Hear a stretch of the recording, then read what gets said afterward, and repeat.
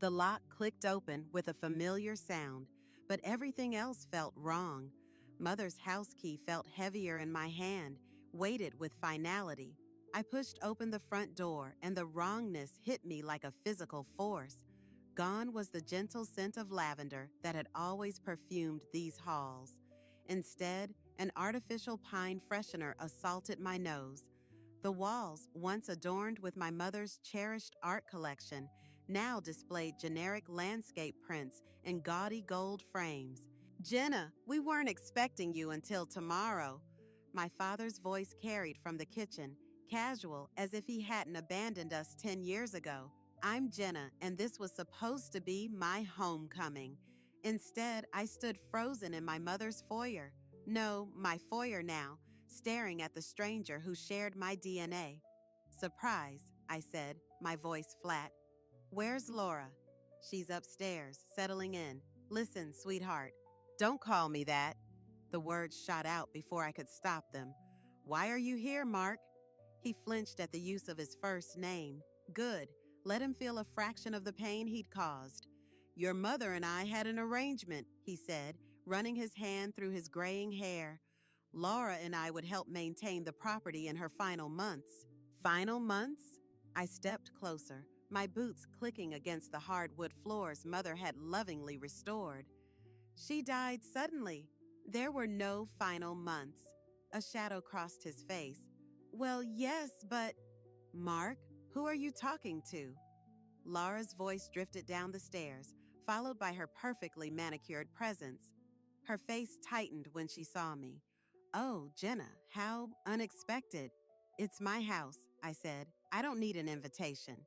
Laura's laugh was like breaking glass. "Of course not, dear. We're just trying to help. Your mother would have wanted—" "Don't." My voice shook. "Don't you dare tell me what my mother would have wanted." "Now, Jenna." Mark stepped between us, playing peacemaker like he hadn't been the one to shatter our family in the first place. "We thought it would be easier if we were already moved in when you arrived, help you transition." "Moved in?" The words didn't make sense. "You're not staying here." "Actually," Laura smiled, all teeth and triumph, "we are. Your father and I discussed it, and we think it's best if we all live here together, as a family." A door creaked upstairs, and a young woman appeared. Emily, my half-sister, the replacement child. She looked between us, anxiety written across her features. "The will hasn't even been read," I said, my hands clenching into fists. "This is my inheritance." "About that," Mark cleared his throat. "There might be some complications." The world tilted sideways. "What complications?" "Nothing for you to worry about right now," Laura cut in smoothly. "Why don't you take your old room? We've kept it exactly as you left it." I looked at her, really looked at her. The careful makeup, the expensive clothes, the calculating eyes. Then at Mark, shifting his weight, avoiding my gaze. Finally, at Emily, who seemed to be trying to disappear into the wallpaper. "My mother's death certificate listed natural causes," I said slowly. "But there was nothing natural about it, was there?" The silence that followed was deafening. "I think," Laura said finally, her voice honey-sweet but her eyes cold, "you should be very careful about what you're implying."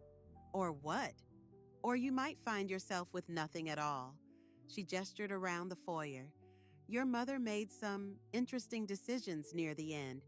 It would be a shame if certain documents came to light." I felt the trap closing around me, saw the gleam of victory in Laura's eyes, the guilt in Mark's face. Even Emily looked away. "Fine," I said, the word tasting like ash. "I'll stay, for now." Laura's smile widened. "Welcome home, dear. I'm sure we'll all get along famously." I climbed the stairs to my old room, each step an effort. But as I reached the landing, I made a silent promise to my mother. They thought they had won, but they didn't know me. They didn't know what I was capable of. This wasn't over. It was just beginning. 3 days into our forced cohabitation, and Laura had already rearranged Mother's kitchen. I stood in the doorway, watching her sort through the spice rack, tossing bottles into a cardboard box.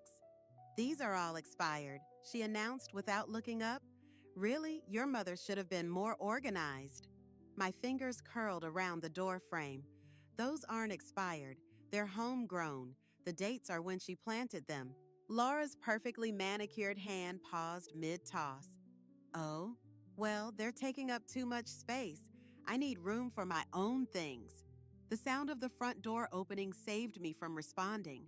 Mark walked in, briefcase in hand, Emily trailing behind him like a shadow. "Everything okay in here?" He glanced between us, already playing mediator. "Perfectly fine," Laura chirped. "Just doing some much-needed organizing. This kitchen was chaos." "This kitchen was home," I muttered, moving to rescue Mother's prized rosemary. Laura's hand shot out, gripping my wrist. "Careful, dear. Wouldn't want you to hurt yourself." The threat in her voice was subtle but clear. I yanked my hand back, catching Emily's wide-eyed stare from across the room. "I'm making dinner tonight," Laura continued. "Family meal, non-negotiable." "I have plans with Mia." "Cancel them?" She smiled, all teeth. "Family comes first, doesn't it, Mark?" He cleared his throat. "Listen to your stepmother, Jenna." The word stepmother hit like a slap. I turned to leave, but Laura's voice followed me. "Oh, and Jenna, I'll need your mother's old study. I'm turning it into my home office." I froze. The study was sacred ground, Mother's sanctuary, filled with her books, her papers, her life's work. "No." "No?" Laura's eyebrows arched. "I don't think you understand. This isn't a request. And this isn't your house." I spun around.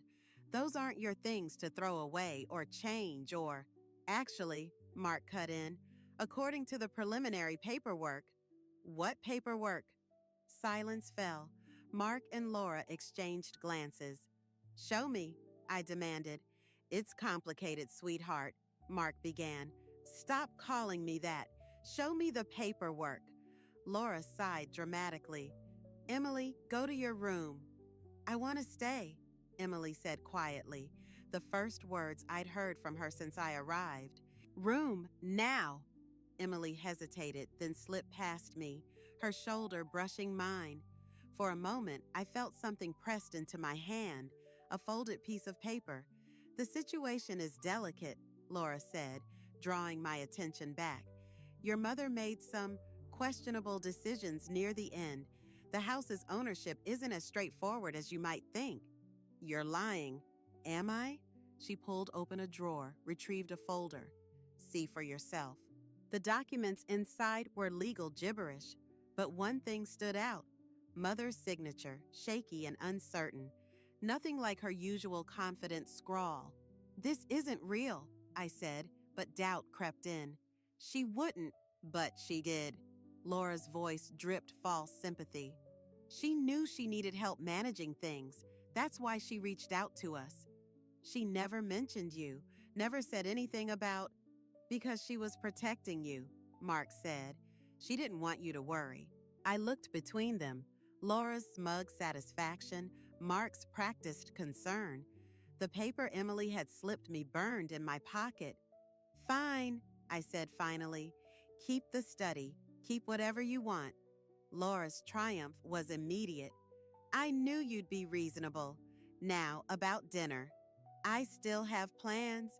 I headed for the stairs, their protests following me up.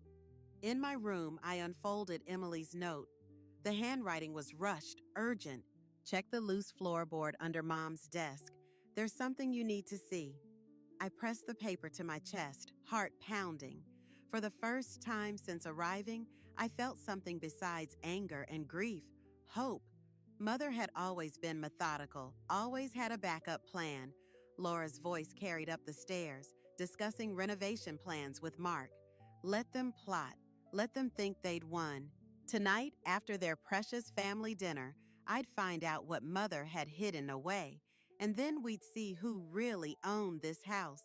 The bank statements spread across my bedroom floor told a story that made my blood run cold. Mother's careful financial records, hidden exactly where Emily said they'd be, revealed a pattern of withdrawals starting 3 months before her death. Large sums transferred to an account I didn't recognize. My phone buzzed. Mia's text read, "Found something. Meet me at Riverside Cafe. Now." I crept downstairs, past Laura and Mark's bedroom, where their muffled voices leaked through the door. "She's getting too close," Laura was saying. "We need to—" "I'll handle it," Mark interrupted. "Just stick to the plan." The front door creaked despite my careful exit. Outside, Tom, our neighbor, was watering his lawn in the dark. Odd for 10 at night. He watched me walk to my car, phone pressed to his ear. Mia waited at our usual corner table, laptop open. "Your father's company filed for bankruptcy last year," she said without preamble. "But get this, 2 months before your mom died, he suddenly paid off all his debts." The coffee turned bitter in my mouth. "How much?" "Nearly $500,000. She turned the screen toward me. "The same amount missing from your mom's accounts." "There's more." I pulled out the documents I'd found. "Look at these signatures, the transfer authorizations, the power of attorney. They're all dated after she started showing symptoms. When her hands were shaking too badly to write properly," Mia finished. The cafe door chimed. Emily walked in looking nervous. She slid into our booth without invitation. "Mom's planning something," she whispered. I heard her on the phone with someone named Davidson. Something about finalizing paperwork tomorrow. Davidson? Mia's fingers flew across her keyboard. James Davidson, the real estate developer? My stomach dropped. "The one buying up all the historic properties downtown?" Emily nodded. "They're meeting at his office at noon. Mom thinks I'm at study group, but I followed her last time. She's been there before." "Why are you helping me?" I asked suddenly. "They're your parents." Emily's hands trembled around her untouched water glass. "Because I was there the night before your mom died. I heard them arguing about the house, about money. Mom said something about making it look natural. I didn't understand then, but now—" The cafe seemed to tilt sideways. "You think Laura—" "I don't know," Emily cut in quickly. "But I found these in her desk." She slid a pharmacy receipt across the table. "Prescription medications filled the day before Mother died." "The toxicology report," I whispered. "We need to get—" The cafe door chimed again. Laura walked in, her heels clicking against the floor. Emily went pale. "What a coincidence," Laura said, her smile sharp as broken glass. "Family meeting without the whole family?" "Just catching up," I said, but Emily was already gathering her things, avoiding her mother's gaze. "Emily, the car's outside, now." Laura's voice left no room for argument. To me, she added, "Oh, and Jenna, your father wants to discuss the Davidson contract tomorrow, noon sharp." After they left, Mia gripped my hand. "You can't sign anything." "I won't." I stared at the documents scattered between our coffee cups. "But I need to be at that meeting. I need to know what they're planning." "It's dangerous. If Laura really did—" "My mother's dead," I cut her off, "and they're about to sell her house to a developer who'll tear it down. I need proof, Mia. Real proof." "And then what?" The question hung between us. Through the cafe window, I watched Laura's car pull away, Emily's silhouette rigid in the passenger seat. In my pocket, the forged signatures seemed to burn against my leg. "Then I take everything from them," I said, "just like they took everything from her." Mia closed her laptop. "The police won't help without evidence, but tomorrow at Davidson's office—" I pulled out my phone, scrolling through contacts until I found the name I needed. "I think it's time I had a conversation with Tom. He's been watching this house for years. He must know something." "Be careful," Mia warned. "You're playing a dangerous game." I looked at the prescription receipt at the date that marked my mother's last day alive. "They started this game," I said. "I'm just making sure they lose." Tom's backyard was a mess of half-finished projects, but his kitchen was military neat. He poured coffee into a chipped mug, hands steady despite the late hour. Your mother came to me first, he said, about the missing money. When? Week before she died. Said Mark had been pressuring her to sign some papers. She refused. He set the mug down hard enough to slosh coffee onto the counter. Next thing I know, she's dead and they're moving in. Why didn't you tell the police? With what proof? His laugh was bitter. Look, I've known Mark longer than you've been alive. Back when we were partners in the construction business, before he embezzled half our savings and left me to face the creditors. The pieces clicked together. That's why you've been watching the house. Waiting for history to repeat itself. He pulled out a folder. These are copies of everything I've gathered. Bank records, business dealings, phone logs. But there's something else. A key slid across the table. Your mother gave me this. Said if anything happened to her, I should make sure you got it. Safety deposit box at First National. My phone buzzed. Emily. Mom found the papers in your room. She's destroying everything. I have to go. I grabbed the key, my hands shaking. Thank you for... Wait. Tom caught my arm. There's more. Laura. She's not who she claims to be. Her real name is... Headlights swept across the kitchen windows. A car door slammed. That's Mark's car, Tom whispered. Out the back. Now. I slipped through the dark yard, heart pounding. Through the neighbor's hedge, I watched Mark stride up Tom's walkway, Laura right behind him. The house was dark when I returned, except for light spilling from my room. I crept upstairs, hearing papers rustling. Find it? Mark's voice drifted down the hall. Nothing useful. Laura sounded frustrated. But she knows something. That little coffee shop meeting with Emily. Emily? Mark's voice sharpened. What was she doing there? Being a naive little fool, like always. But don't worry, I've handled it. My blood ran cold. I pulled out my phone, texted Emily. No response. We need to move faster, Laura continued. Davidson won't wait forever. The house isn't even in our name yet. It will be, once we get rid of our little problem. I backed away, but the floor creaked. The rustling stopped.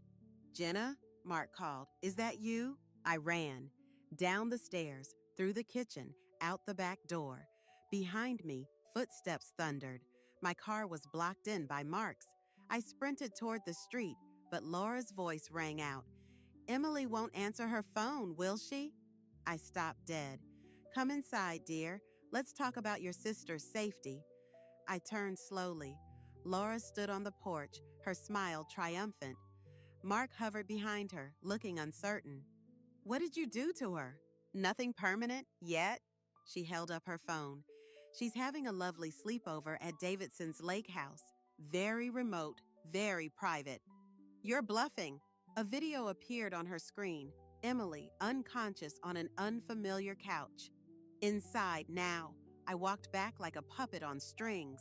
In the kitchen, Laura pulled out a stack of papers. Sign these and Emily comes home. Refuse. She shrugged.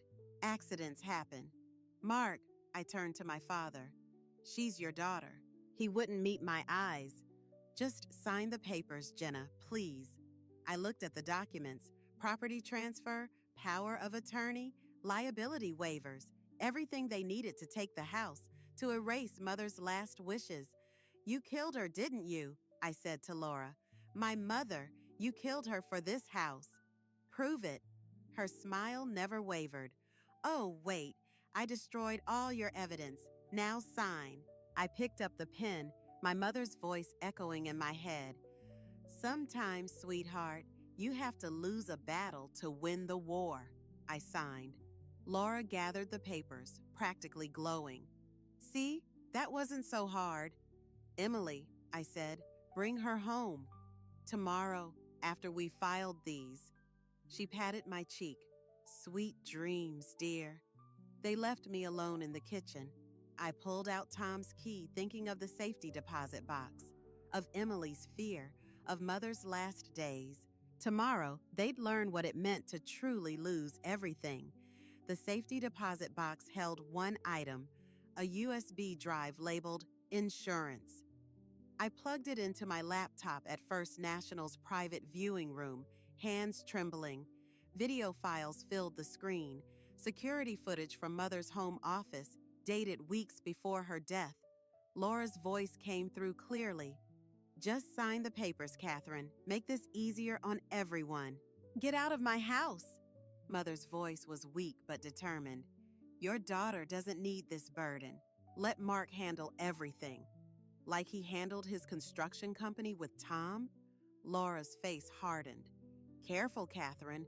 Accidents happen to people who dig too deep." The timestamp jumped forward 2 days. Mother was alone, speaking directly to the camera. "Jenna, if you're watching this, they've already made their move. The proof you need is in Davidson's office, project files from 2012, Mark's original fraud, Laura's real identity, everything." The door opened behind her. The video cut out. My phone buzzed. Mia. "Emily's awake. Tracked her phone to Davidson's lake house. Police won't help without proof of danger." Another message followed. "Tom's gone. His house is empty." I dialed Emily's number again. This time, she answered. "Don't come here," she whispered. "Mom's planning." The line went dead. The bank's fluorescent light suddenly felt too bright, too exposing. I copied the files and headed for the exit, but froze at the sight of Mark waiting by my car. "We need to talk," he said. "About what? How you helped Laura kill my mother?" "You don't understand. Laura, she's not who you think she is." "Then who is she?" "Someone dangerous." His voice cracked. "Someone who's done this before." A black SUV pulled up. Laura stepped out, her smile predatory. "Having a father-daughter moment?" "Stay back," Mark warned, stepping between us. Laura laughed. "Oh, Mark, still playing protector?" She pulled out her phone. "Emily's getting quite bored at the lake house. Should I ask Davidson to entertain her?" "Touch her and I'll—" "You'll what?" She held up the property papers I'd signed. "These make everything legal. The house, the land, all of it. By tonight, Davidson's demolition crew moves in." "Demolition?" Mark turned pale. "That wasn't the deal." "Deals change." She checked her watch. "Speaking of which, the police should be finding Tom's body right about now. Tragic accident. He really should have been more careful on those stairs." The world tilted. Tom's final warning about Laura's real identity echoed in my head. "You're Catherine's daughter, aren't you?" I said quietly. "The one who disappeared after her husband died mysteriously 20 years ago." Laura's smile vanished. Mark stepped back, realization dawning on his face. "Mother knew," I continued. "She recognized you somehow. That's why you had to silence her." "Clever girl." Laura's hand moved to her purse. "Just like your mother. Too clever for her own good." "The police will find evidence of Tom's gambling debts, his suicide note, just like they found your mother's prescription overdose." She moved closer. "The question is, what will they find when they investigate your accident?" Mark grabbed her arm. "This ends now." "No," she pushed him away. "It ends when I say it ends, just like before." My phone buzzed again. Emily. "Got away. Don't trust Mom. She killed—" Laura's hand shot out, snatching my phone. "Emily needs to learn obedience, like mother, like daughter. She's your child." "She's a liability, like you." She turned to Mark. "Choose now, her or me." Mark looked between us, 26 years of absence hanging in the air. "I'm sorry, Jenna," he whispered, stepping beside Laura. "Good choice." Laura smiled. "Now, Jenna, about that USB drive." I backed away, Mother's last message burning in my mind. "Davidson's office. The proof." "You can have it," I said. "It's in my car." As they moved toward my vehicle, I ran. Behind me, Laura's laugh echoed off the bank's marble walls. "Run all you want, dear. But remember, I know where Emily is, and accidents happen so easily at lake houses." I didn't stop running. Emily was out there somewhere. The proof waited in Davidson's office, and Mother's voice guided me forward. Sometimes, sweetheart, the best revenge is letting them think they've won. Davidson's office loomed before me, its windows dark except for one, third floor, corner office, where Mother said the proof would be, where Emily's text had originated. I picked the service entrance lock, a skill learned from Tom before Laura had gotten to him. The stairwell camera's red light was dead, Mia's handiwork with the security system. Voices echoed down the hall as I reached the third floor. The demolition crew is ready, Davidson's voice. Once the house is gone, the evidence disappears. And my daughter? Laura, still sedated. She won't remember anything about tonight. I edged closer, phone recording. And the other one? Davidson again. Jenna? Laura's laugh sent ice through my veins. Currently hunting ghosts in your filing room. Mark's watching the entrance. My father's voice joined them. This isn't what we agreed. Shut up, Mark. You lost your vote when you let Catherine figure it out. I reached the filing room, fingers trembling as I searched for 2012. The drawer was empty. Looking for these? I spun around. Laura stood in the doorway, holding a thick folder. Behind her, Mark wouldn't meet my eyes. Mother knew what you were, I said. Catherine's daughter, the one who killed her own father. Stepfather, Laura corrected. Just like I killed his first wife, Catherine. Just like I killed your mother.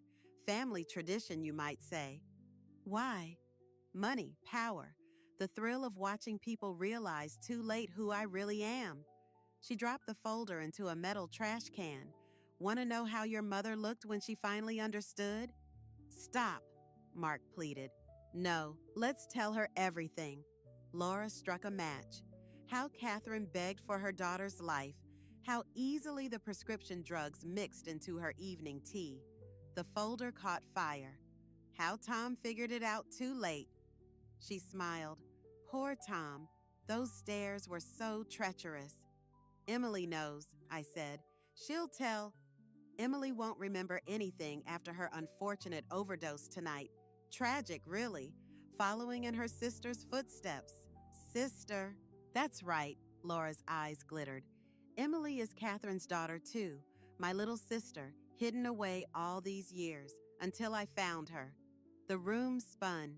Emily, my sister, Mother's daughter. Mark knew, Laura continued. He helped hide her back then.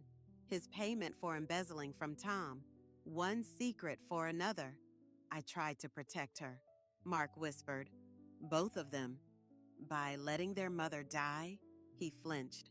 Enough talking. Laura pulled out a syringe. Time to join the family tradition. I backed away, but Mark grabbed my arms. I'm sorry, he said. She'll kill Emily if I don't.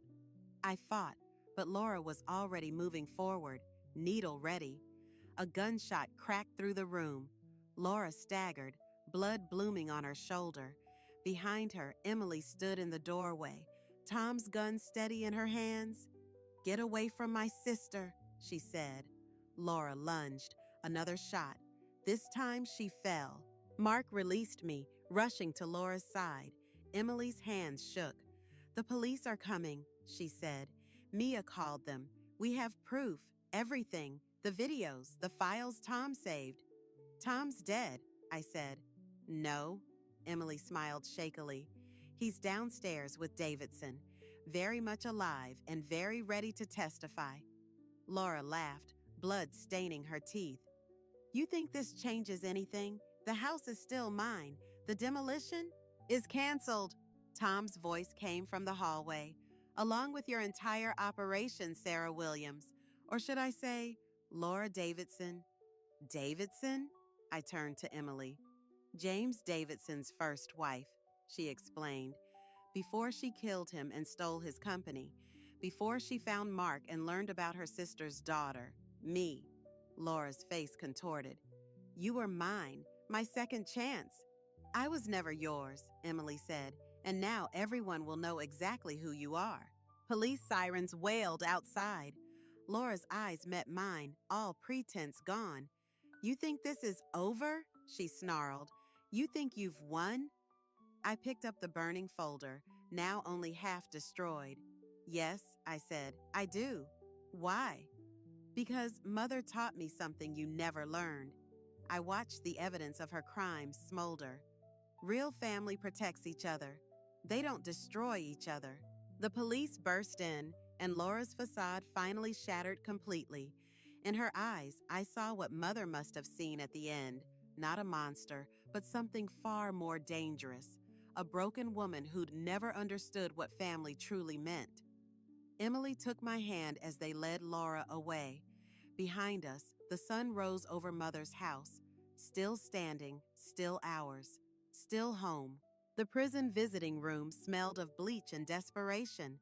Laura sat across from me, orange jumpsuit stark against her pale skin, handcuffs glinting under fluorescent lights.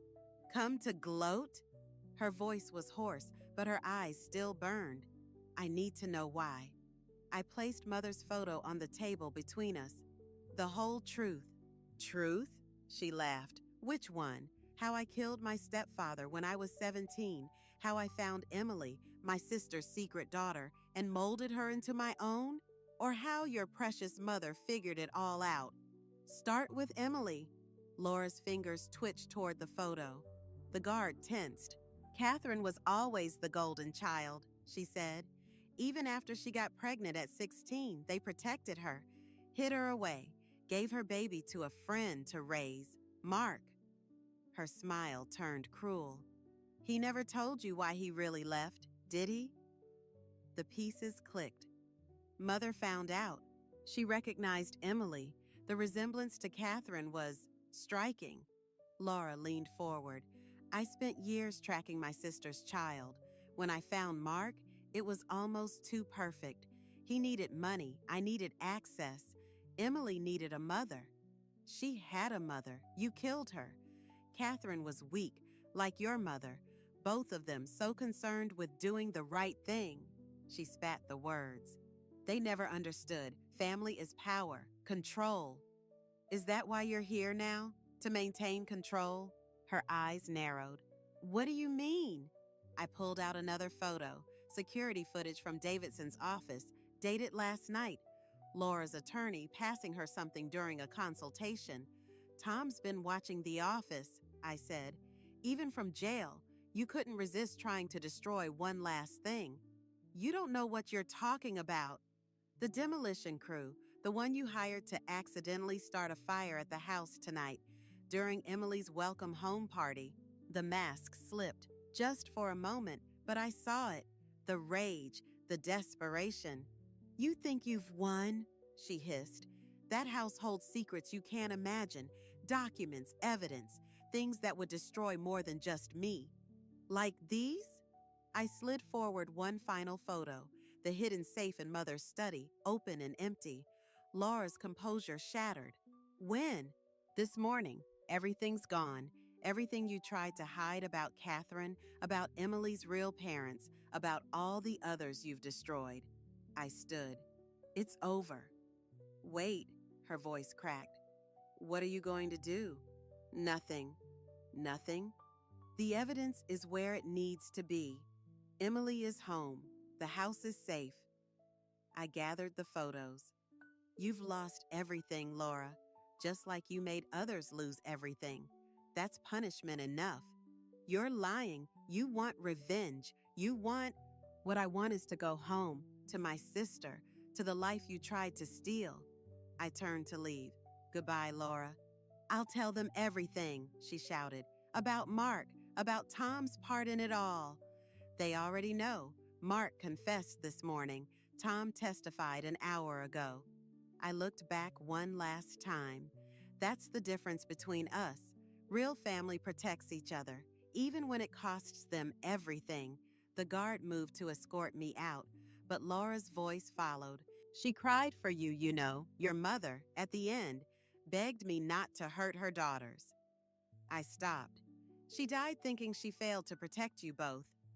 My hands shook, but I kept walking. Outside, Emily waited by the car. Did she tell you? Everything. I handed her the photos. About Catherine, about why she really targeted our family. Emily stared at our mother's picture. What do we do now? My phone buzzed. Mia. Demolition crew intercepted. Fire marshal found the accelerant. It's done. Now, I said, we go home. We honor both our mothers. And we live, really live, knowing Laura will spend the rest of her life watching us be the family she never understood. As we drove away, I glimpsed Laura at her window, a small figure growing smaller, her power finally reduced to nothing but bitter memories and prison walls. Emily squeezed my hand. In her face, I saw echoes of Catherine, of Mother, of the strength that Laura had tried to destroy, but had only made stronger. Together? She asked. Together, I answered, and drove toward home. The lavender bloomed exactly where Mother had planted it.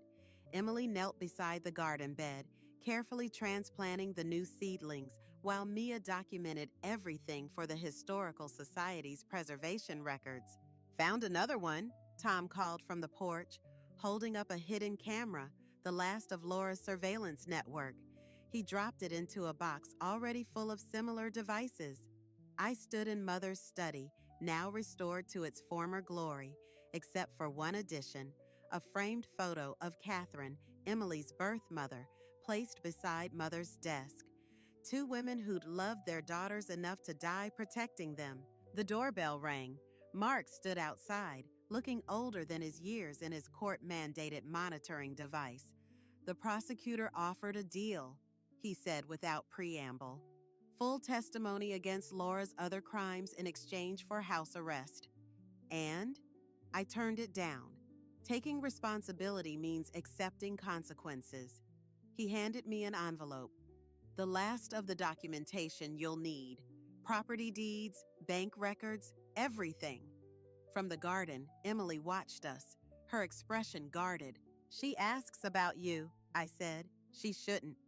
He stepped back. Some mistakes can't be undone.